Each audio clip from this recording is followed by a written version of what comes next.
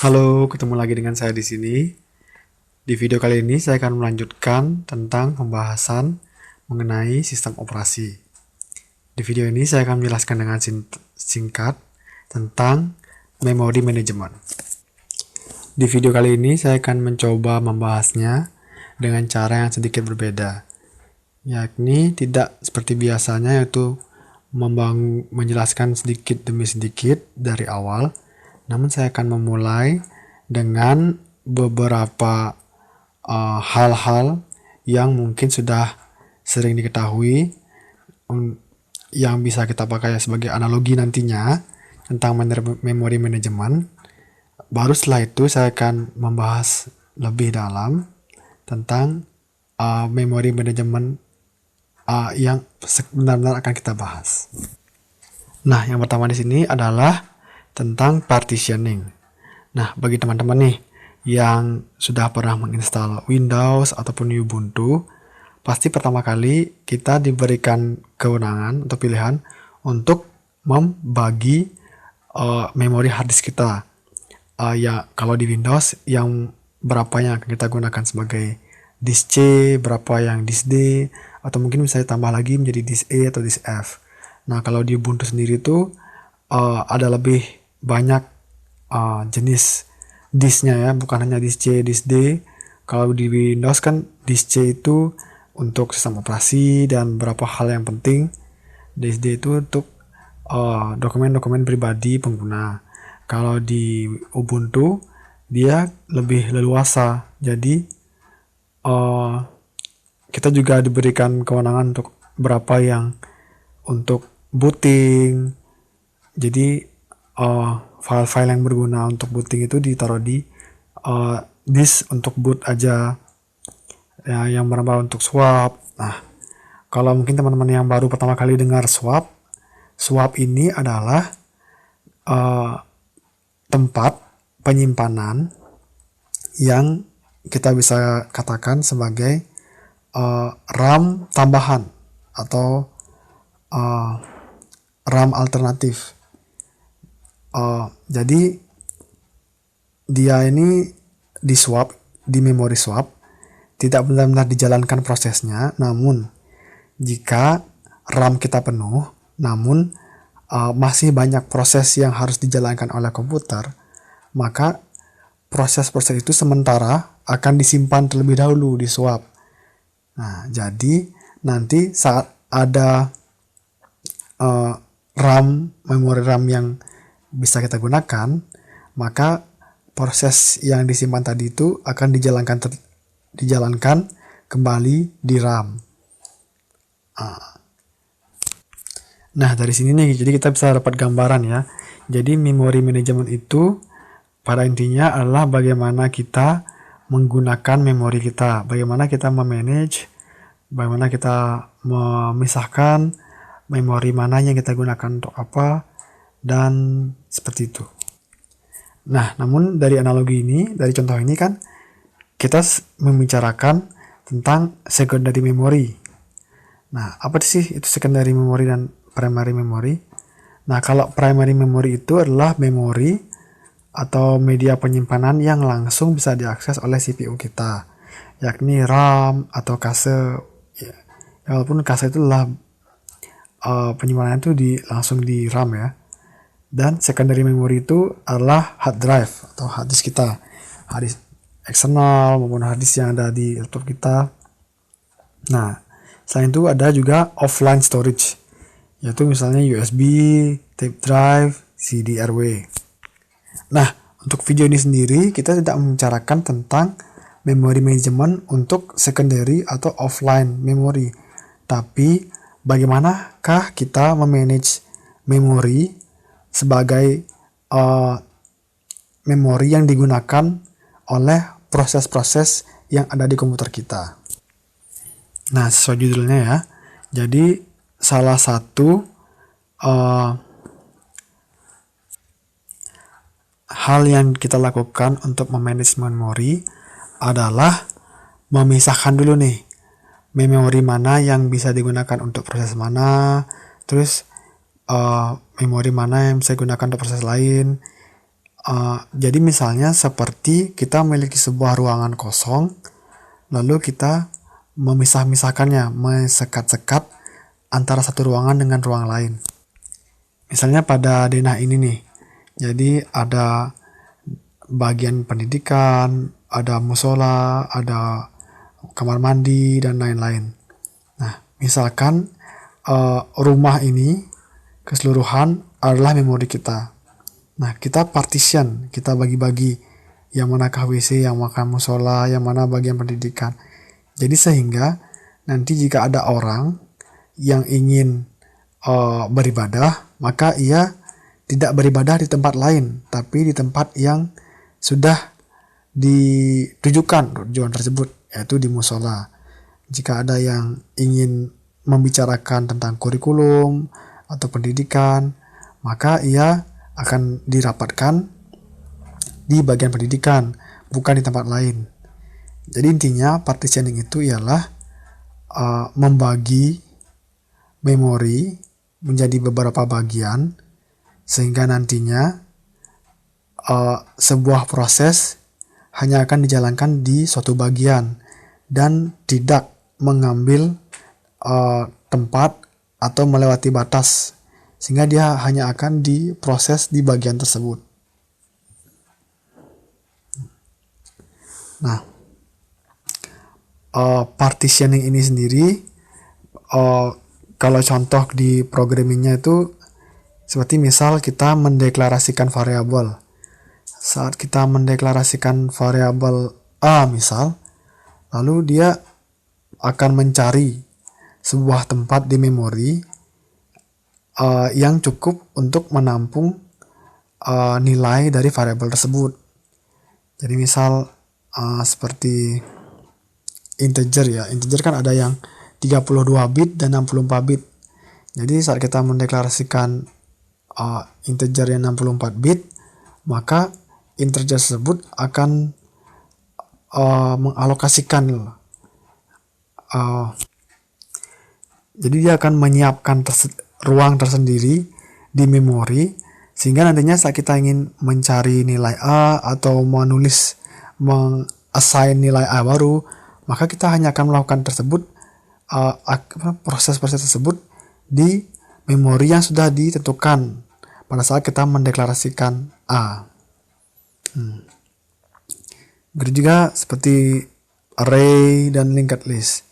Nah, tapi di sini di partitioning itu sendiri ada dua jenis cara partitioning untuk memori pada komputer. Yang pertama adalah fixed size partitioning, yang kedua ya dynamic partitioning. Itulah mengapa saya memberikan contohnya deklarasi array, penggunaan array pada program dan penggunaan linked list. Nah, bagi teman-teman yang udah tahu pasti udah mengerti ya. Kalau misalnya kita ingin menggunakan sebuah array, kita pada awalnya harus mendeklarasikan dulu variabel array tersebut dan ukuran yang akan kita gunakan. Baik itu 10.000 indeks, 100.000 indeks atau elemen pada array. Walaupun nantinya bisa jadi kita tidak memakai keseluruhan elemen tersebut. Nah, lain dengan linked list. Kalau linked list, dia hanya akan memiliki elemen sesuai yang ditambahkan oleh pengguna. Nah, nantinya itu sendiri kita bisa menghapus elemen pada linked list. Lain dengan array. Jadi di array itu sudah dialokasikan memori seukuran tertentu, dan walaupun dipakai ataupun tidak dipakai, maka ia harus dialokasikan terlebih dahulu. Kalau linked list, jadi kita bisa tambahkan nantinya atau dikurangi nantinya. Itu yang membedakan. Jadi kalau array, sejak dari awal ukuran memori yang digunakan itu fix, harus sudah pasti. Tapi tidak dengan linked list. Linked list itu kita bisa gunakan memori sesuai kebutuhan kita. Nah, dari gambar ini, misalnya keseluruhan kolom ini adalah memori yang tersedia. Nah, fixed partitioning ini ada dua jenis lagi ya. Jadi ada equal size partitions, di mana memori kita itu yang tersedia akan dibagi menjadi beberapa bagian yang sama rata ukurannya. Seperti gambar yang di sebelah kiri. Nah, jika gambaran di sebelah kanan, itu jadi akan dibuatkan beberapa bagian dengan ukuran yang berbeda-beda. Jadi kalau misalnya di sebelah kiri itu kita membuat array dengan ukuran yang sama semua, dan itu ada beberapa array. Nah, kalau di kanan kita membuat array yang masing-masing itu ukurannya bisa berbeda satu sama lain. Nah, setelah memori kita itu dibagi-bagi, jadi dia akan siap untuk menampung proses sesuai dengan ukuran bagiannya. Nah, jadi kalau bisa digambarkan, itu proses yang masuk ke memori itu bisa dalam bentuk sebuah antrian atau queue. Nah, jadi di sini di unequal size partitions kan dari awal itu bisa kita lihat ya, jika ada proses yang hanya 5M, maka dia akan masuk ke partisi memori yang bisa menampung 5M atau megabyte. Nah, jika yang lebih besar, maka ia dialokasikan ke partisi memori yang lebih besar memorinya. Seperti gambar ini, jadi yang seperti itu bisa dibuatkan masing-masing partition itu memiliki queue tersendiri, atau setiap proses itu disambung pada satu queue. Nah, kalau di beberapa kesempatan yang telah saya baca, jadi ada baiknya jika memang kita melakukan fixed partitioning unequal size, maka setiap partition itu lebih baik kita memiliki queue tersendiri. Kenapa? Karena jika hanya ada satu queue, maka ketika proses yang akan masuk ini tidak memiliki tempat untuk masuk, maka proses-proses lain sebelum di belakangnya dia itu juga harus menunggu dia mencari partisi yang bisa dia masuki. Nah, lain dengan jika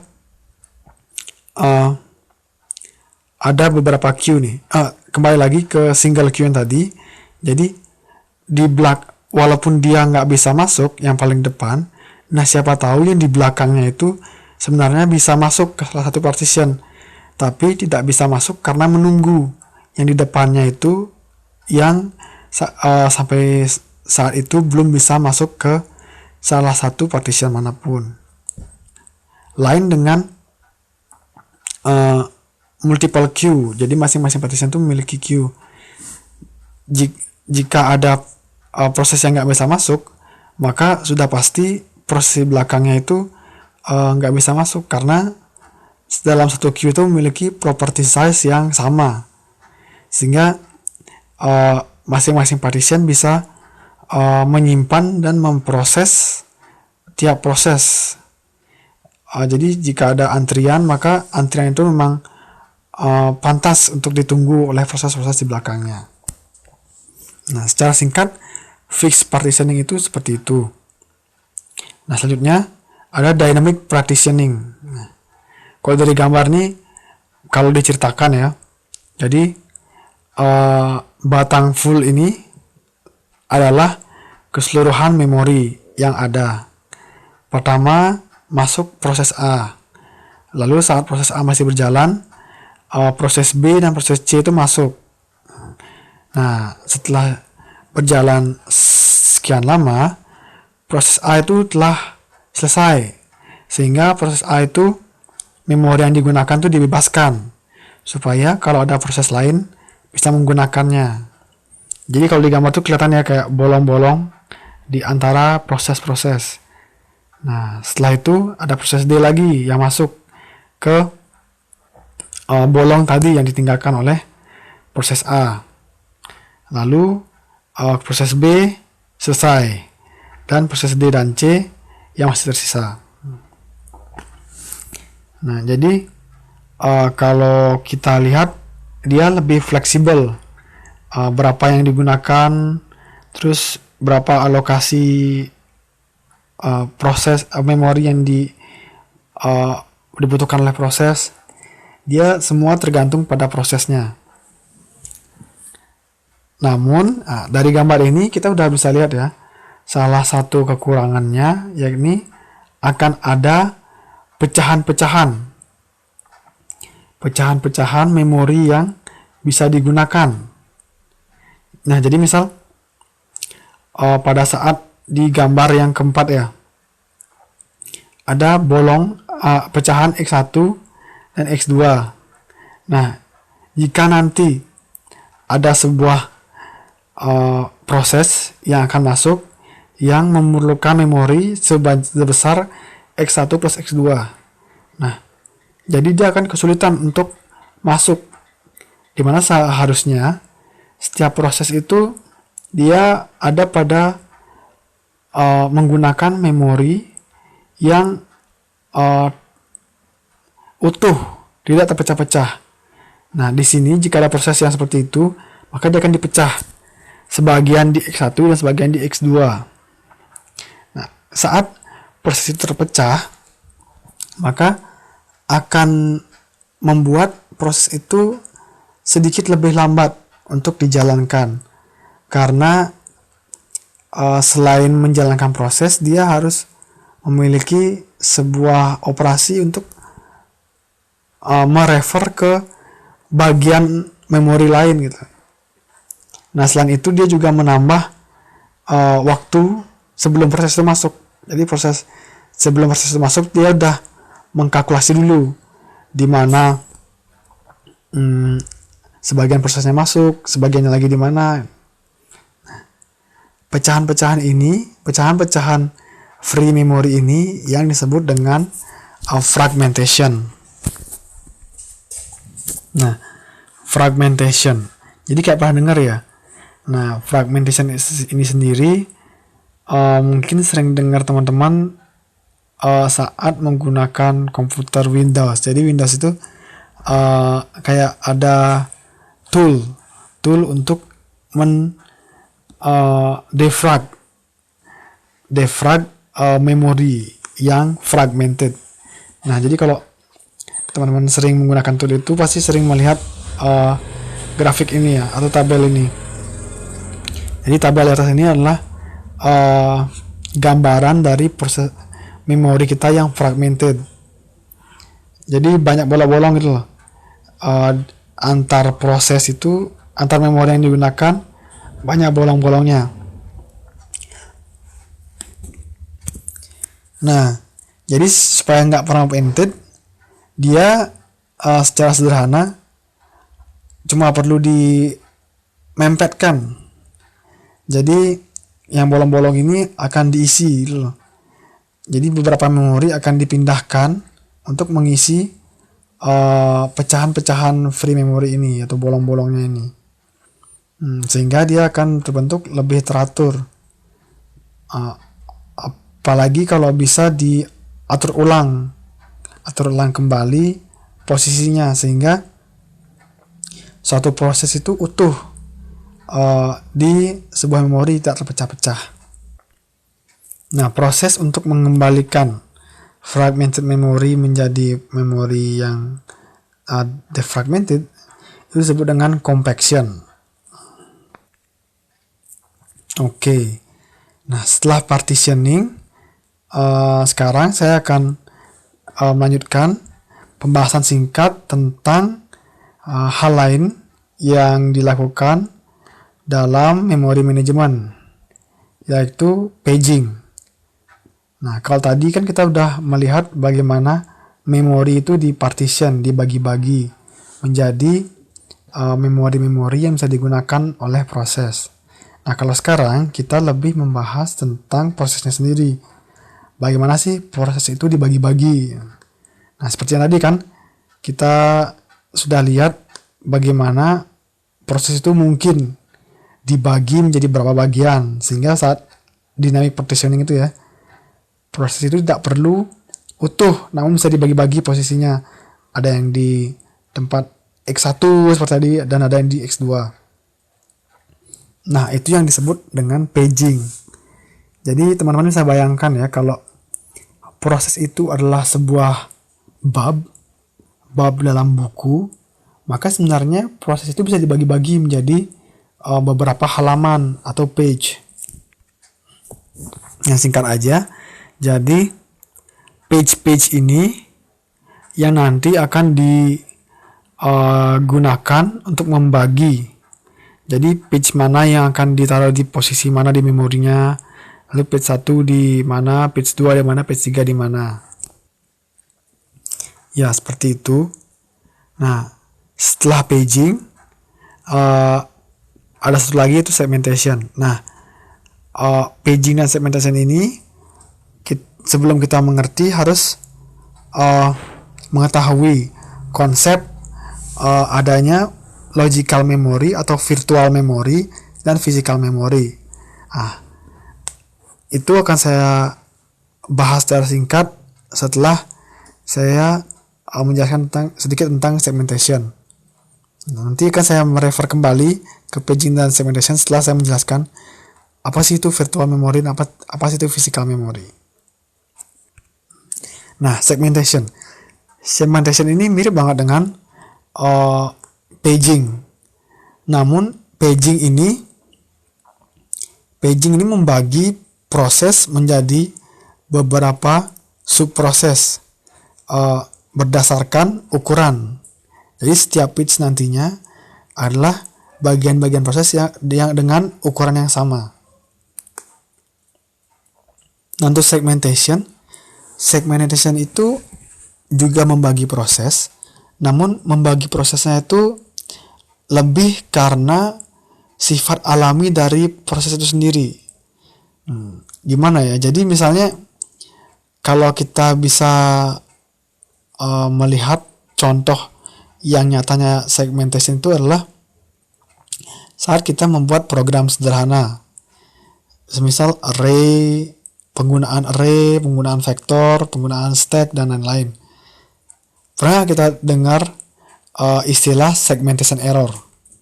Nah, salah satu penyebab segmentation error itu adalah kita mengakses elemen atau indeks yang di luar batasan indeks dari array yang kita deklarasikan. Nah, seperti ini nih. Jadi misal segmentation itu membagi proses karena memang ada pembaginya dalam proses tersebut. Jadi proses itu kan memiliki array, memiliki prosedur, memiliki fungsi. Nanti jadi proses itu akan dibagi-bagi seperti itu. Jadi bagian proses mana yang akan menyimpan array-nya saja, bagian proses mana yang akan menyimpan kumpulan variabel ini, bagian proses mana saja yang akan menyimpan fungsi A, bagian mana yang menyimpan fungsi B, dan lain-lain. Jadi dia adalah bagian-bagian yang jika kita lihat pada program kita sendiri itu memang adalah pembagian yang bisa dilakukan loh. Jadi pembagian berdasarkan array, pembagian berdasarkan fungsi, dan lain-lain. Nah, begitu tentang paging dan segmentation. Nah, sekarang saya akan mulai menjelaskan apa sih itu virtual address dan apa sih itu physical address. Nah, virtual address. Jadi secara sederhananya tuh sebenarnya nih komputer kita kan memiliki RAM misal 2 GB atau 4 GB. Nah, saat kita melakukan proses apapun, sebelum kita melakukan proses apapun, saat komputer kita hidup, itu sebenarnya RAM kita itu sudah digunakan oleh proses-proses yang di balik layar. Misal operating system kita berjalan, atau desktop kita tuh menampilkan apa, jam, terus kondisi baterai, wifi, bahasa, bluetooth device, speaker device, dan lain-lain. Jadi sebenarnya saat kita memiliki RAM 2 GB, saat komputer kita jalan itu udah nggak 2 GB lagi, pasti kurang banget karena telah digunakan oleh proses-proses di balik layar. Nah, pada saat kita memiliki proses baru, komputer kita ini tidak memberitahu proses baru kita bahwa nah, kita cuma punya RAM berapa giga nih sisanya. Enggak. Jadi komputer kita itu atau OS kita yang memanage memori itu nggak memberitahu seperti itu, tapi dia tetap memberitahu proses baru kita. Nah, untuk proses baru kita ini ada RAM 2 GB. Padahal aslinya RAM-nya udah dipakai beberapa bagian atau berapa megabyte gitu. Nah, saat proses baru kita diberitahu bahwa kita memiliki RAM 2 GB, nah 2 GB yang kita beritahu itu akan digunakan. Nah, tapi sebenarnya itu kan hanya bayangan, atau itu tuh nggak asli 2 GB. Nggak asli ini bisa kita terjemahkan seperti cocok logi. Itu tuh virtual address, virtual memory. Jadi memori 2 GB itu sebenarnya nggak ada loh. Cuma adanya 1,5 GB. Nah, tapi proses kita tuh taunya emang ada 2 GB. Nah, jadi apa-apa yang digunakan oleh proses kita itu dibilang virtual memory. Proses kita ini kan nanti kan membagi-bagi kan prosesnya menjadi beberapa bagian seperti di paging. Nah, penempatan page dalam proses itu sendiri itu ditempatkan pada virtual memorinya. Tapi nanti saat kita benar-benar ingin menggunakan memori RAM, maka proses kita ini akan ditaruh di memori yang sebenarnya. Nah loh, tapi gimana kalau proses kita itu benar-benar menggunakan RAM 2 GB, padahal yang ada cuma 1,5 GB. Nah, kembali lagi pada istilah yang tadi saya kasih tahu di awal, yaitu proses swap. Nah, walaupun proses kita itu menggunakan memori yang berlebihan, ingat, kita bisa menyimpan sementara beberapa proses di hard disk kita dengan proses swap itu. Jadi sebenarnya nggak ada masalah apakah itu dia menggunakannya berlebihan atau tidak. Ya, walaupun nantinya di praktik nyatanya itu mungkin ada beberapa masalah. Jadi misalnya akan sangat lama diproses di RAM, atau nggak akan selesai karena kita terlalu banyak menggunakan memori. Nah, tapi nanti intinya memori yang diberitahukan oleh komputer ke proses itu adalah virtual memory. Nah, physical memory itu adalah memori yang benar-benar ada. Memori yang benar-benar ada di RAM kita. Nah, jadi virtual memory dan physical memory. Nah, itu udah dua hal yang berbeda di sini. Nah, mungkin saya tambahkan ya, bagi teman-teman yang memang jarang banget mengetahui proses-proses di komputer. Nah, sebenarnya cara proses itu menggunakan memori adalah, jadi misalnya proses itu ingin menggunakan memori apa. Nah, proses itu tuh menempatkan dirinya di sebuah alamat di memori tersebut. Nah, jadi misalnya dari memori itu kan bisa di asumsikan tuh seperti sekoleksi alamat-alamat. Jadi alamat A sampai B, C sampai D, dan lain-lain. Nah, kembali ke virtual memory dan physical memory. Jadi jika sebuah proses menggunakan virtual memory, maka dia kan di virtual memory tersebut dia udah punya alamat. Jadi di virtual memory tersebut misal alamatnya 10A sampai 19B, misal seperti itu. Nah, namun kembali lagi, jika dia akan digunakan benar-benar di RAM yang asli, belum tentu dong alamat 10A dan sampai 19B itu ada di RAM aslinya, jangan-jangan udah dipakai dan lain-lain. Nah, sehingga dia itu memerlukan sebuah proses konversi. Jadi misal dari address yang digunakan di virtual memory menjadi address yang bisa digunakan untuk proses tersebut diproses di physical memory. Nah, secara singkat tuh contohnya itu seperti ini ya. Jadi misalnya kita punya 32 bits virtual address yang nah, jadi misalnya penuh virtual address ini akan digunakan oleh sebuah proses. Nah, namun di physical address atau physical memory atau RAM aslinya itu hanya ada 28 bits. Yang pertama, bagi dulu prosesnya itu menjadi virtual page number atau jumlah page aslinya dan page offset.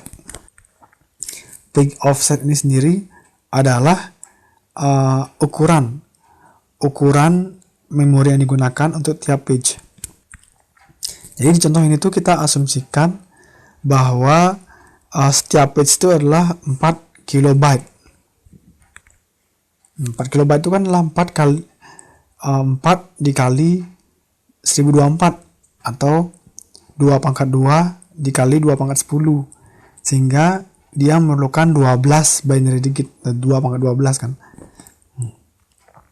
Nah, 2/12 itu memotong keseluruhan memori. Jadi sisanya ada 20 dan 12. Nah, proses itu sendiri secara internal dia udah punya list address mana yang akan digunakan di virtual memory.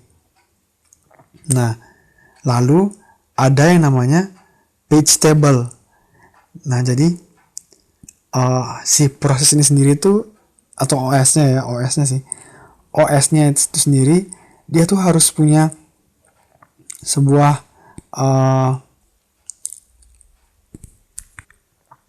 buku panduan atau kertas panduan tentang misalnya proses ini di virtual memory-nya tuh alamatnya ini. Nah, namun saat dijalankan ke physical memory, dia itu akan menggunakan memori ini. Jadi OS tuh punya yang namanya page table. Jadi dia tuh bisa langsung tahu proses ini yang ada alamat di sini, dia di physical memory alamatnya sekian. Proses di virtual memory ini alamatnya sekian, dia prosesnya sekian. Nah, seperti itu. Nah, sekarang sedikit lebih ke detail aja. Jadi biasanya nih address pada komputer itu bentuknya adalah 0x lalu diikuti oleh sebuah bilangan dengan basis 16 atau heksadesimal. Nah, misalnya yang pada kanan tuh ya, bilangannya tuh kita di virtual memory proses kita alamatnya tuh di 0x0003.204. Nah, ingat karena ada page offsetnya yaitu 12 digit 2/12 itu adalah 16 di pangkat 3. Jadi 3 digit pertama, ini kan heksadesimal ya. 3 digit pertama itu adalah peak offset, jadi tidak digunakan. Lalu angka selanjutnya keseluruhan, nah itulah adalah address di virtual memory. Nah tuh di virtual memory kita pakai 0x003, langsung aja lihat di sampingnya di physical memory mana kita gunakan. Jadi seperti itu konversinya. Nah sedikit lagi kita bisa lihat ya, di address 0x000 itu physical addressnya tuh dia bukan address tapi disk gitu. Nah jadi di sini tuh kita bisa lihat bahwa memang ada proses yang dapat physical address dan ada proses yang disimpan dulu di disk web. Jadi seperti itu penjelasan singkat tentang memory management dari partitioning, paging, segmentation, bagaimana kita membagi memori dan bagaimana kita membagi proses. Lalu bagaimana proses yang terbagi itu bisa kita tempatkan dengan baik ke memori-memori yang telah terbagi. Intinya secara singkat itulah yang disebut oleh memory management yang dilakukan oleh operating system kita. Sekian dari saya, terima kasih.